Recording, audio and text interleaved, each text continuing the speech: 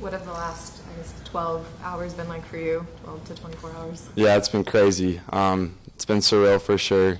I think just growing up, as an athlete, this is what your dream is. So being able to experience this with my family, my loved ones back home was quite a special experience. And then carrying it over to coming here and bringing them with me is an amazing experience for sure. So couldn't be more happy.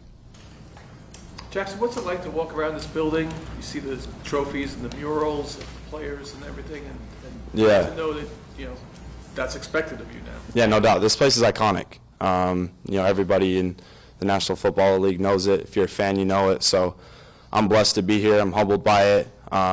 It's extraordinary to see it on the wall. When you walk by, you can just feel it in the air when you're here. So I was able to meet a legend today in Carl Banks. So being able to be a part of this is quite amazing, and I'm very humbled by it. What kind of interaction did you have with John Mara before the process and then the last 24 hours? Yeah, they were great.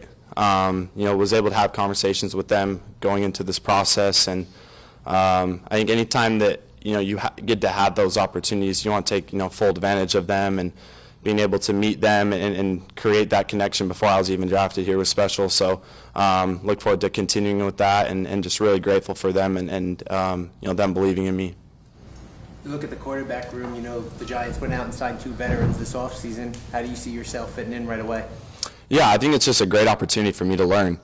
They played at the highest level, won Super Bowls, so I remember as a little kid, I was watching Russ play, and actually I have a jersey of him when he was with the Seahawks. So, it's like I said, it's a surreal experience to be able to play here and play with those great guys at such an elite caliber, and I'm just really prepared to take it day by day and try to improve myself and learn from them as much as I can. Even though you're behind those guys initially, team trades up, gets a guy in the first round, they're going to think you'll be the franchise quarterback.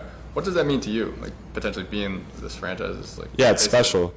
Them being able to have that belief in me. I think as a competitor that, you have that belief in yourself. So when you're able to be a part of an organization that sees it the same way, it's special. And I think that, they have an amazing plan lined up for me in the development program, and then being able to learn from the vets that are ahead of me is going to be great. One of the things that's unique about the draft is that people do sometimes pick at pieces of your game, and one of the criticisms of you is just you need time to develop, which isn't a bad thing, but how ready do you believe you are? And when you heard, he needs time to develop, what goes through your mind? Quite honestly, I just try to stay away from that as much as I can. I'm really just focused on getting better each and every day, and I feel like anytime I step on a football field, I'm going to go out there and ball, regardless of who I'm playing against. So I have that confidence in myself, but at the same time, I understand that coming to a next level, there's definitely going to be a development piece, and that goes for anybody, regardless of where you're at in your career, if you're taking it to the next level. So, that's my plan, to attack each and every day and to prepare myself for, whenever my time's to come. Jaxson, did he give you any advice on how to handle everything else around this job, not just playing the football, but being the quarterback for a New York team? Yeah, so he was actually one of the first people to reach out to me yesterday when the news broke, and I just think that I've had such a great connection with him and the Manning family that being able to have them in my corner has been a huge asset, and I couldn't be more blessed to have them in my corner coming here and continuing that in the future. When do you plan on anything specifically? Or? We're going to have conversations coming up. Yeah, these last few hours have been kind of crazy. How much do you plan on using him as a sounding board? I think I would be kind of a fool not to. Really any questions that I have, I think that he's a great person to rely on and kind of lean on. So he's been here, played at the highest level, won Super Bowls, and for me, I want to chase greatness just like he did. So I think that when you're able to pick the brain of a future, first ballot Hall of Famer, you'd be a fool not to. How much does that help that you have that Ole Miss connection, obviously? Yeah, it's huge. It's huge. Like I said, I think it's going to be a great asset for me to carry over to the next step.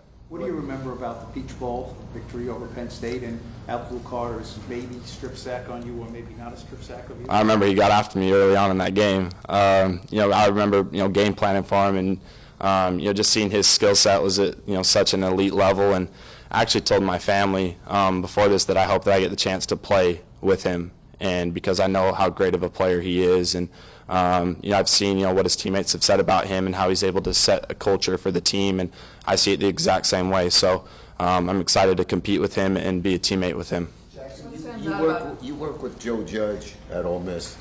Did you pick his brain about the organization and playing in this market? Yeah, he gave me some, he's going to connect me with some really good people, and I think that, just like many others, he's a great asset for me, and, he's had a lot of experience. So, he shed a lot of wisdom down to me, and, I'm just grateful to have him, as an asset as well. So, he's been a great source in my development at Ole Miss, and he was able to be at, my draft party yesterday, which says a lot to me, and, he's been a huge supporter. What stood out about Abdul's game when you were game prepping for him? Geez, he doesn't really have a weakness. He can do it all. He's so versatile. I played him when he was playing in the box at the linebacker position, and how he was able to disrupt a game from that. I still remember a play that we had on a short yardage where he chased, from the end of the line of scrimmage all the way back to the other side of the field and almost made a tackle on a running back for a loss and actually stopped him before he got to the first down. I remember, live, you can't really see it, but then when you watch back on film, not many people on this earth can make a play like that. Jaxson, there's obviously a lot more that goes into playing quarterback than just playing it, right? So where does your leadership come from? How would you describe your leadership? What kind of role models have you had in that?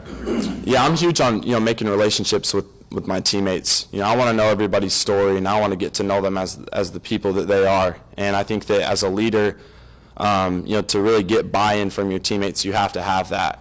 And I think that when you're able to also come to work every single day with the mindset of consistency and discipline, where your teammates and the guys around you know that you're going to show up and handle your business at an elite level, I think that can be a great example.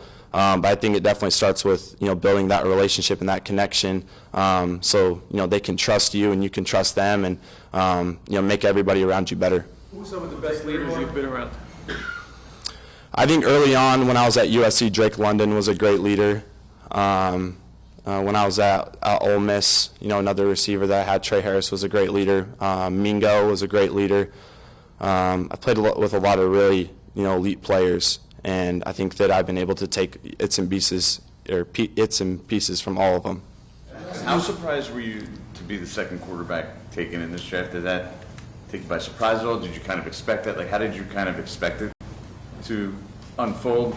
And then the natural, way fans are going to look at it, some people say, well, could have taken Shador Sanders and that there's going to be a comparison there. How do you handle that moving forward?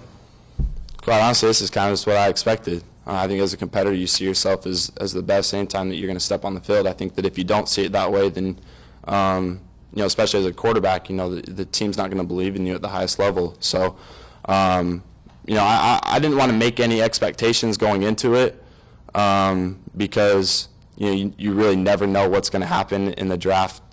And I couldn't be more grateful to be in the position that I am. I'm not really thinking of it that way. I'm more focused on really being able to make relationships with my teammates now and try to take this thing to the next level. Jaxson, you played in Los Angeles, you played in the SEC. How has that prepared you for being in New York, just playing in a big medium market and now just playing in a premier conference like that? Yeah, I think I would say the SEC is probably the most elite conference in college football, and I think that for me, I was able to play at a high level, and I was able to experience a high media platform in college, and I think that that's going to be a good transition for me to come here, and I feel like I'm just ready for this.